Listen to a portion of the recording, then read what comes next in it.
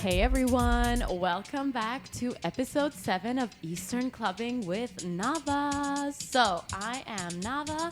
I am a Persian singer and DJ born and raised in Tehran, and this is a show where I talk about all the upcoming and all the actually famous producers and DJs that come from the Levantine and the Middle East and North Africa area. So that's where we're geographically focused on. And I got into this because as a DJ, I'm always digging deep into different producers and different artists that I'm always trying to explore. And I saw that there is a huge scene that I hadn't really seen pop off, let's say, as much as I would have liked to, because that's the kind of genre that I would love to play and I love to dance to as well. So I decided to do this show to shed some light on these incredible producers and artists that come from this area, and I hope you guys enjoy.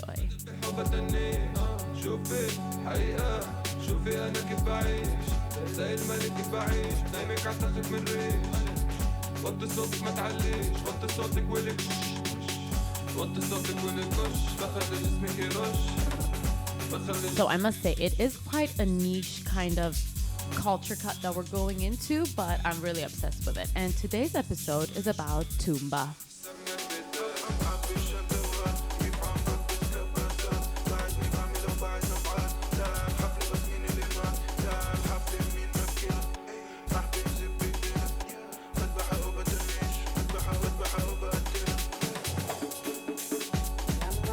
DJ and producer Yazan Ziadat, aka Tumba, is born and raised in Jordan.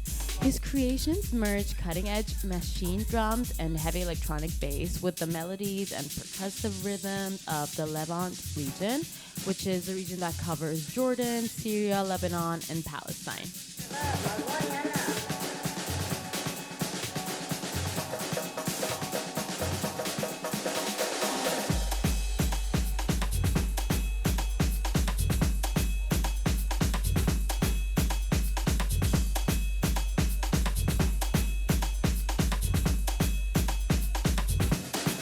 Tumba definitely carefully traces the dotted line that unites the sounds he grew up with in Jordan and the traditional British beats that led to his clubber awakening. So tonally ambitious and deviously percussive, his music takes the essence of Arabic tarab and shelat forms, often seen as wedding music and traditional kind of party music, let's say, and dilutes it in a dance floor ready royal of booming bass and dissociated synths.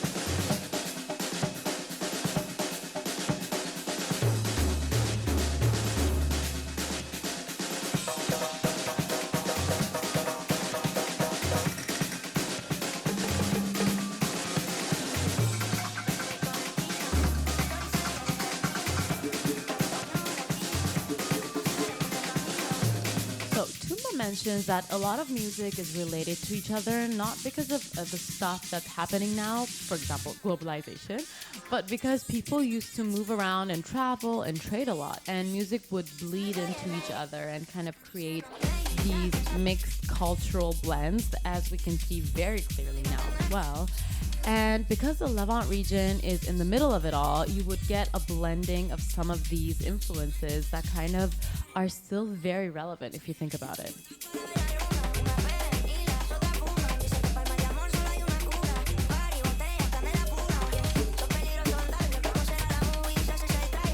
I feel like that is a very significant way of how music travels and how it's really interesting to find new music through this kind of natural blending of these merged cultural experiences. Because if you think about wedding music being mixed into the UK drum and beat and drum and bass sound, and also, I don't know, the kind of dubstep energy that is going on, we could definitely see how it's super interesting how these cultures have been merging throughout centuries.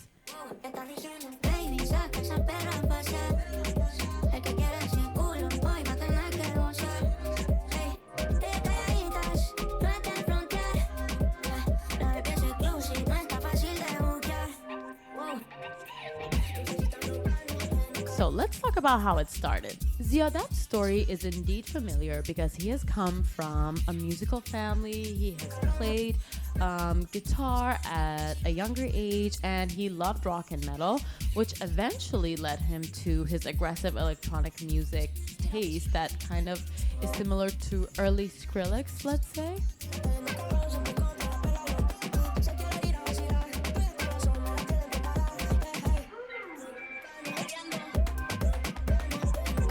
So he was always attracted to heavy physical stuff that could make you feel something rather than just hearing it. In fact, I love how when you listen to a Tumba set, you have been immersed into the experience itself, and it's not just going to a listening party. It's really living and feeling it in your bones.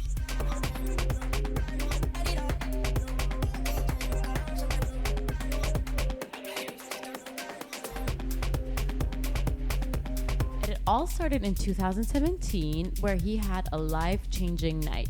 I was in this tiny room, he says, and I remember just standing there for 4 hours, not even moving, standing in front of the subs, listening to TSVI. The track was called Hossam, one of my favorites, and these Arabic rhythms that just blew his mind were kind of the first spark of inspiration. And then he says that he looked around and he was like, what the fuck was that? Is anybody else having this experience? And that was kind of the life-changing moment which led him to his whole career as a DJ and a producer.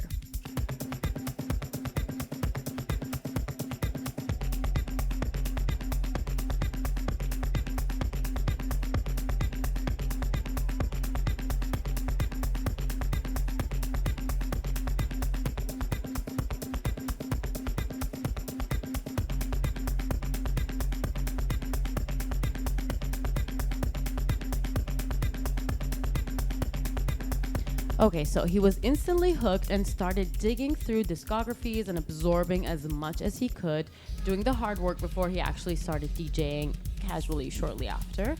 And he chased that feeling again and again, trying to trigger the same distinct physical and emotional response, which is very interesting because as an artist, you really want to kind of hold on to that feeling that made you get curious, because that is kind of the bridge that connects you to your audience and also stays in your audience's mind from, I don't know, a live set, a performance. You really want to hold on to that and just keep on recreating it, and just it's quite a thirst that you just keep on digging in to just kind of keep yourself inspired, I'd say.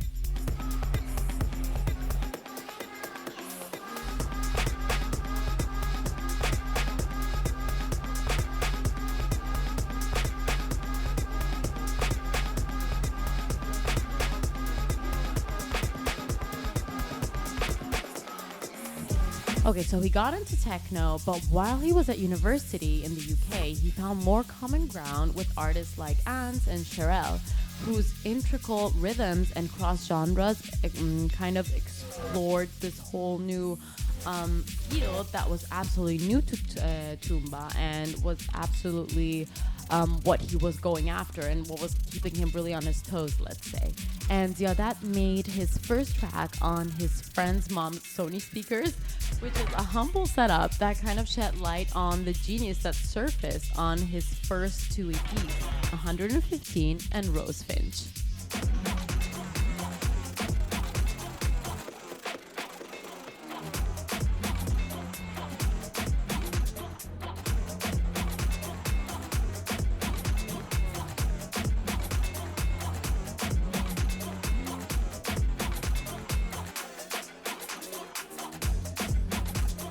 Tumba mentions that I was obsessive. I put in 10, 11 hours a day, 7 days a week, just listening to stuff that was good, watching videos on mixdowns and sending stuff to one of his Canadian producer friends, Nahash.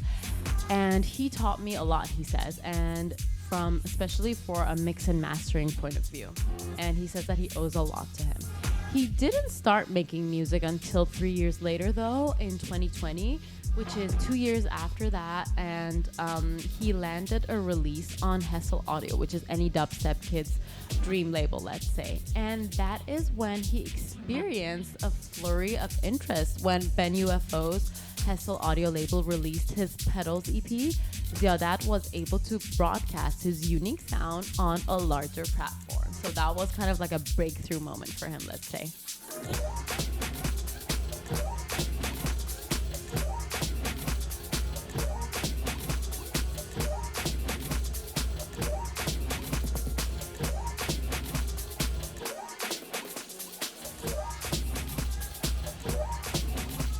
So Tumba mentions that when I started, everyone was like, "What are you doing?" He said, laughing.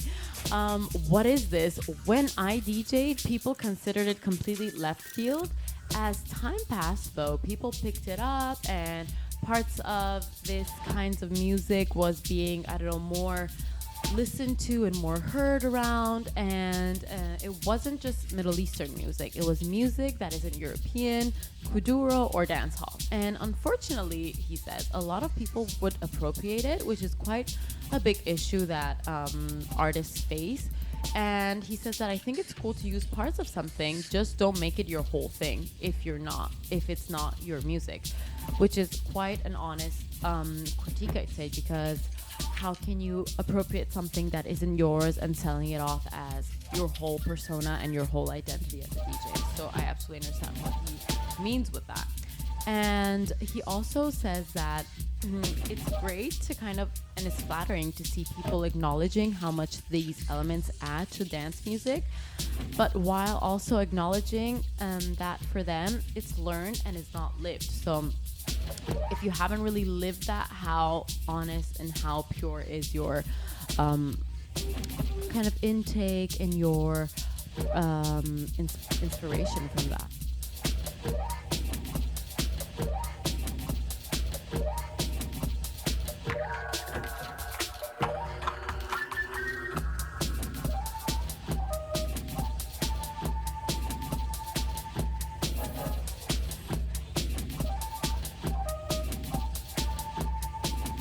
Okay, let's talk about Tumba's work process. When I'm making dance music, he says, I'm very obsessive about details and everything needs to be very refined. But there's not the same level of thought going into the music I'm making right now. For like 90% of the process, I ask myself, is this what I want to do? Is this what I want to express? And if the answer is yes, I keep it. And if the answer is no, I just ignore it and put it to the side, which is something that I've also seen DJ Pleat do, because I remember him just playing around on his keyboards and on his all of his I don't know, different instruments, and then he decided if he wants to keep it or not without really obsessing over it, and just because that could also kind of take the fun out of everything and making everything be a means to an end, whereas music and art in general is quite the opposite. It's more of an expression, and then it's set free, and wherever it goes, it will go, and you just have to let it go, and that's why it's very pure and very expressive.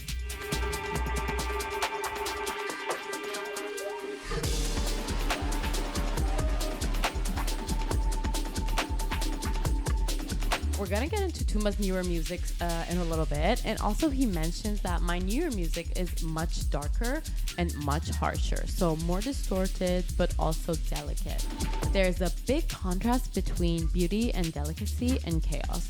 It's a hard balance to achieve because they're complete opposite feelings, and if people connect with it, great, but I only make it for myself, and at the end of the day, that's what kind of matters to him, I'd say, because it's quite interesting to mix these huge opposite parts of music together and these opposite sensations, but then get a final result that kind of creates a whole different sensation in the audience and in the listeners. And I think that's the chase that he has been mentioning throughout his career.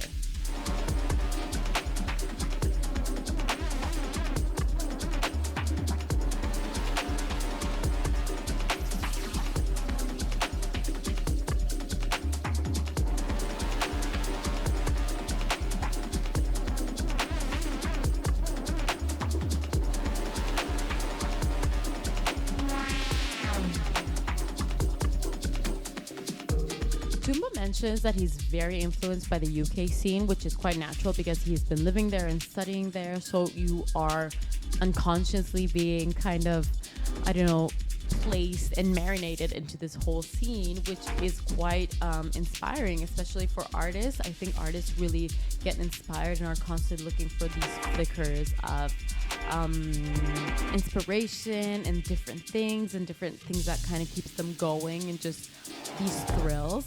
And he talks about how where I was introduced to electronic music is the UK, but you can tell that it isn't just UK based music. I didn't just want to do garage and stuff because I felt like it was gimmicky for me. This is exactly what he was mentioning before when he was talking about the appropriation, because if you do something that is not really 100% true and it's kind of you appropriating another culture or another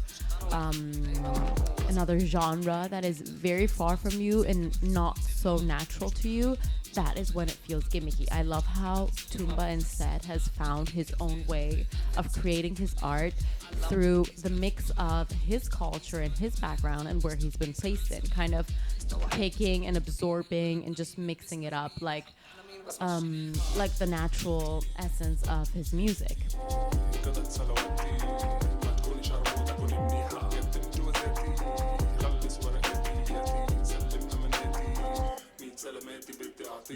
لغة قبيحة أنا فضيحة مدة طويلة كبد وصبيحة صيف بريحة شتي بصبيحة كيف لحالك انسى تصريحك احرق جريدة امسك بإيدي امك عنيدة بس صريحة عندك طموح قلبي مجروح لا مش مسموح الترويحة فش تروحي اليوم كان روحت امبارح فش تغل زب بالكل العدد فل شامل انفجار دمار شامل مزوق محترم هامل شو ابصر شو عامل حامل وزن الكزن فاهم يمكن مش ملائم طيزك حمرا أنا طار وحدة على الدار لحام ونازل بالسطور كل عملته سنة فوق. A very important part of Tumba's launch are also independent radios. For example, LINEA. He says that I think especially Radio Fluka is doing a huge thing for the community, much more than these huge platforms. He says, if I got a guest mix on NTS or RINS, it would be amazing, it would be cool. But if I didn't get that Radio Fluka residency, there's no way I would have gone forward with this. And he also mentions Harun, who is one of the curators at Radio Fluka, and he says that I don't think Harun gets the credit he deserves. He's helped so many of the people get confidence, and if you look around the scene for the past 2 years, a lot of people who've made it in some way have been connected to him. So it's always good to have a really good support system, let's say.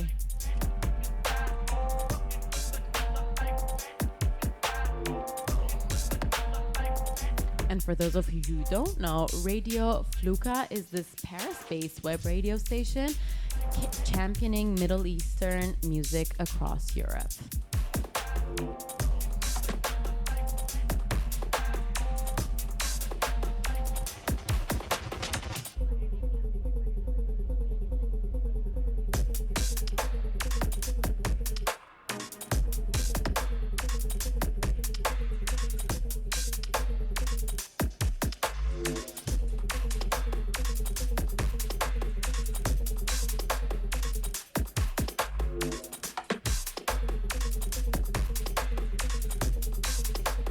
Okay, we have reached the first EP. So, Ziadat rewrites dance music from the perspective of his home country, and he challenges the audience to recognize that there's more to Arabic music than just the oud, which is absolutely mind-blowing to me because being Persian myself, I feel like the perception of what Middle Eastern or Arab or North African music is very specific, which is what also Zuli has always had this challenge with because he was always considered the techno chubby guy, and it's quite a small box to be placed in. And I love how through all this research that I've been doing with my show, I've seen how all of these producers are really trying to showcase what the reality and what the underground scene and what the actuality of the scene really is, and how it's much more than just the oud and just specific rhythms and specific scales. So this is one of the missions that I've seen everybody be after, and especially through their collectives and through their initiatives, this is a major point for all of them.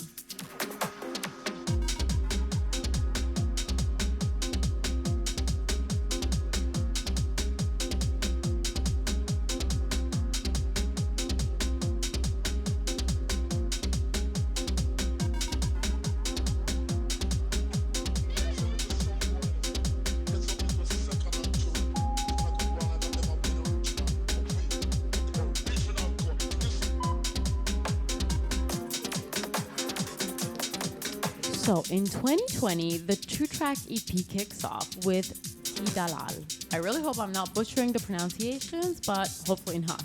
And this is leading him into this deceivingly low-key oud sample before the bass kicks in and abruptly pushes the track into a higher gear amidst a flurry of a classic TR 909 claps. So we're gonna have a listen to that and kind of really get into this explanation that I've just given you guys. And by the time the vocal chops come in around 2 minutes, Tumba's infectious rhythms are already in full swing. So we're gonna have a listen to Dalal and we'll be right back.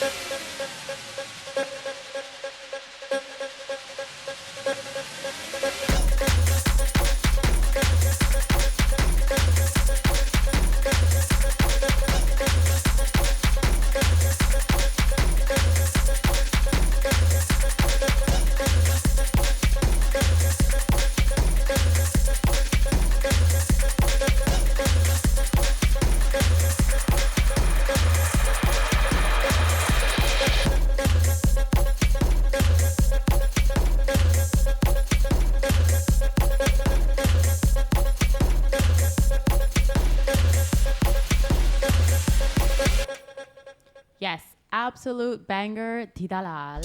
And to think that this was one of his first things that he ever released is insane, because the mix that he's been talking about, it's so clear and so vividly felt. So I love that, actually. And by the way, right now we're listening to his Primavera Cupra set that he has done. And just so you guys know what we're listening to in the background as well. Now we're going to move on to the title track, Sabah Fakhri, that sees Tumba take things slightly in a more melodic direction.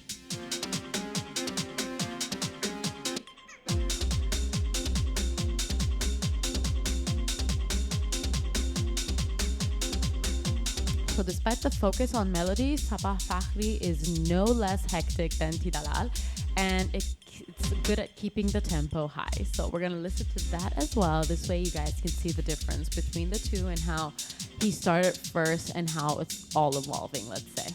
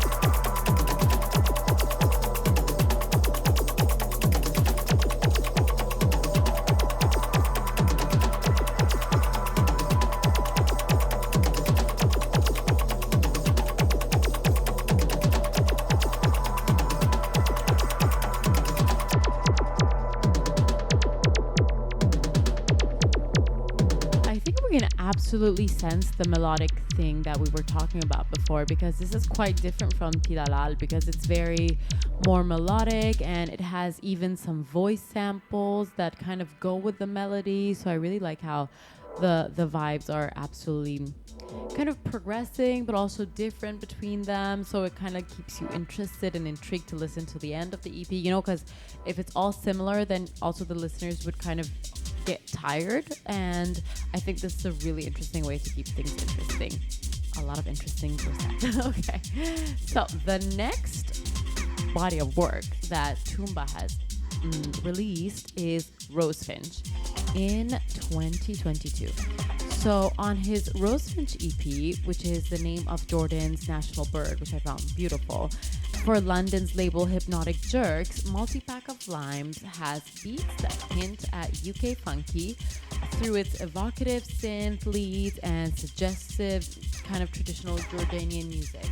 And for Rosefinch, Ziadat wore his influences and his heritage on his sleeve, because he sampled traditional Bedouin songs in one of his tracks, and other times he used synths and hardware but arranged them in an Arabic meter that makes them sound like what you might call traditional or Middle Eastern.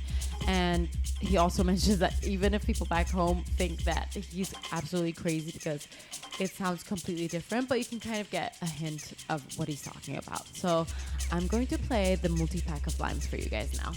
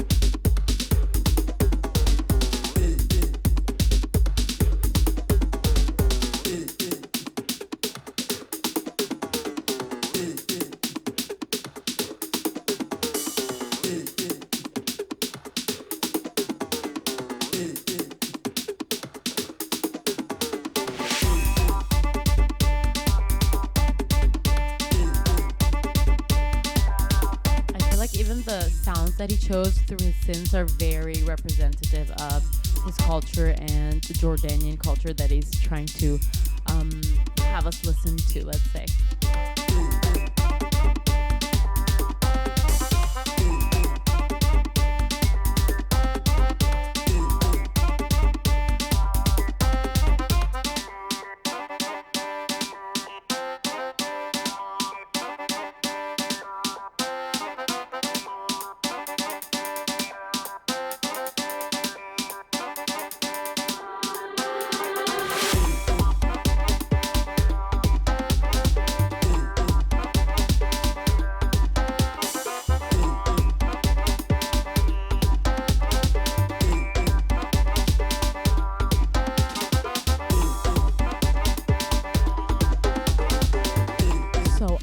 After this Rose Finch EP, we have the Petals EP. So we can see that he's been keeping very busy, actually.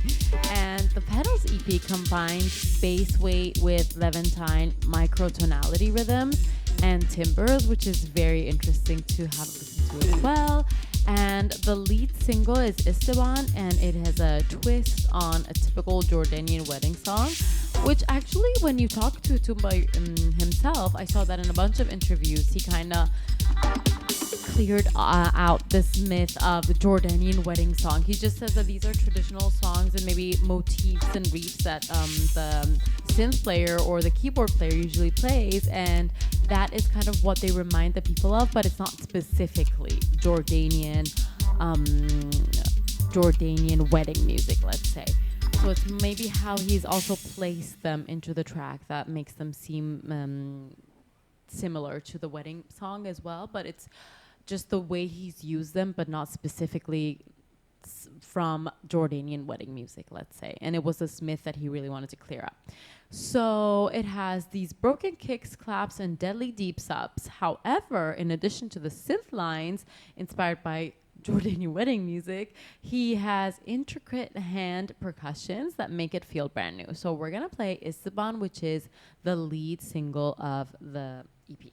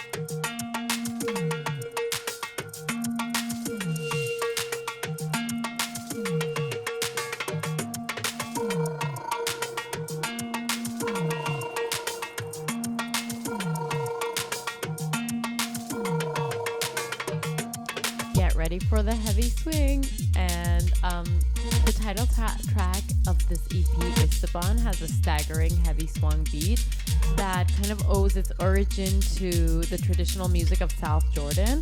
But what is interesting is how well these club rhythms and locally derived sounds just combine. And he also mentions that Arab music and Middle Eastern music is meant for you to dance, and it's not just a listening experience, it's a whole body experience. So I love how he's been mixing that together and how well it combines and how well it mixes, actually.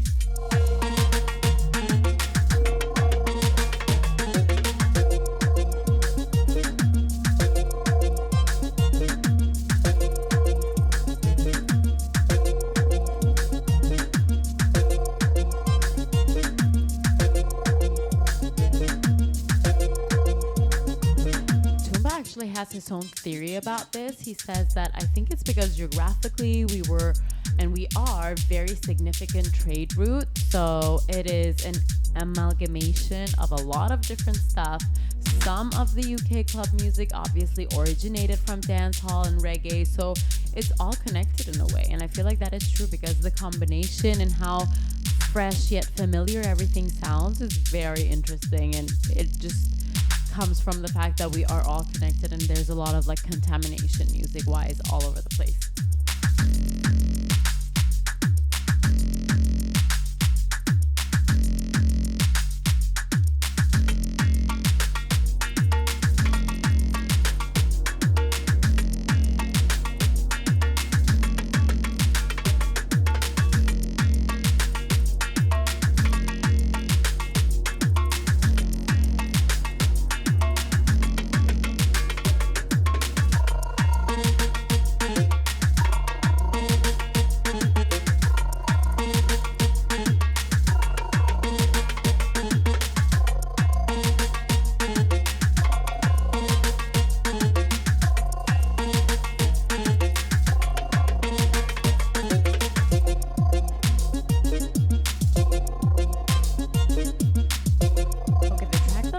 For you guys after this is Petals, which is something new entirely. It takes South Jordanian music that sounds like UK funky and tailored for the Hessel audio universe, let's say. And it's focused on different regions of Jordan and it incorporates dabke, wedding song, and other strains of music. So we're gonna listen to Petals now.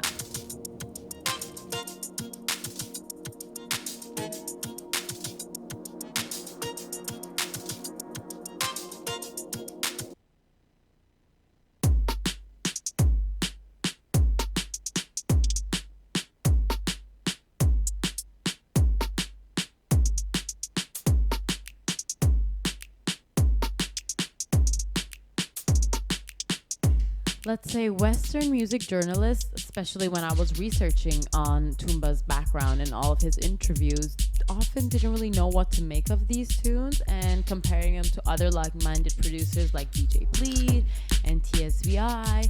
But what made Toomba stand out is that he grew up steeped into this rich culture. So basically he's been kind of marinating into this whole tunes and this culture and this music, and then moving to England for university kind of exposed him to all of this new sounds that you can hear perfectly well in the mixes that he's doing. And I feel like it's very current because this is all from his own personal experience.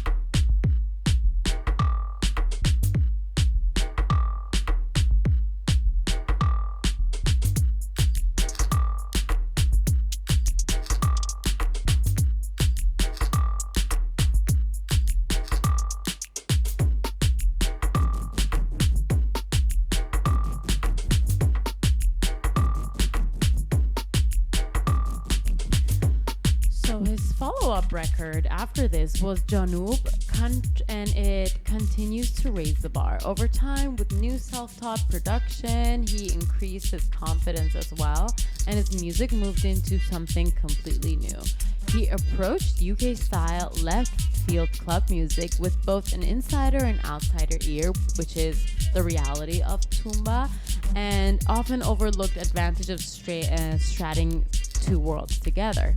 Janub, which is the track that I'm gonna play for you guys after this, is his most recent release for TSVI's Nervous Horizon label, which is insane how they started working together, as if he's been manifesting this ever since that night that he had his first experience of listening to SVI's music in that room with the subs.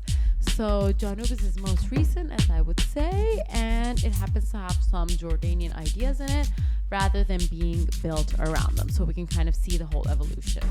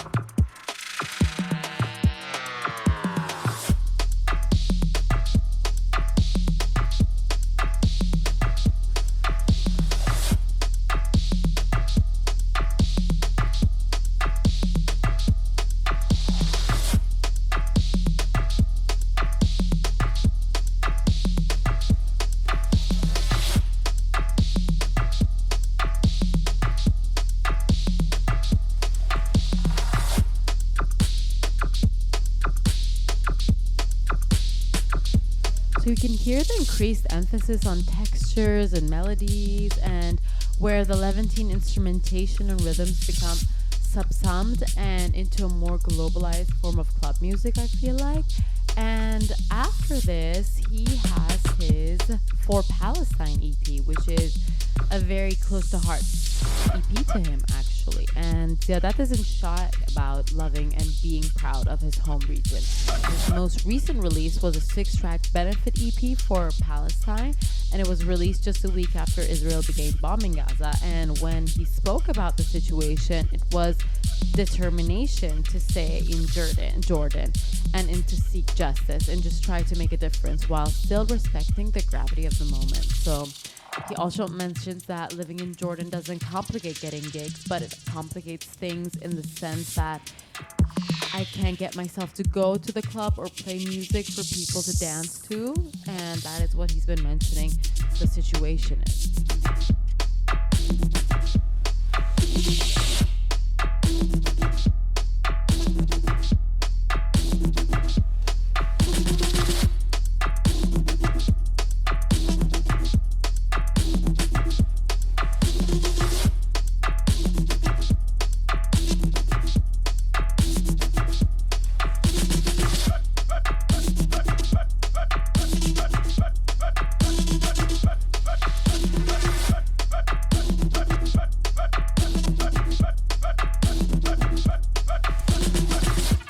And I also wanted to specify and mention his very important role in the Jordan community, as he is the curator of MNFA, and it's a performance and event space in the city where producers, DJs, and creatives meet to play music and exchange ideas.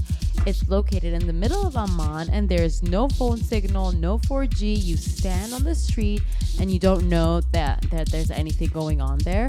But they've been able to book TSVI, and they've booked Swan Meat and Fumu, and a lot of the DJs maybe had a higher rate, but for the experience they decided to come anyways, just to kind of live that lifestyle and just have that crowd. So I love that also, how the DJs didn't really do it for the cachet and for the gigs money, but for the sake of the experience.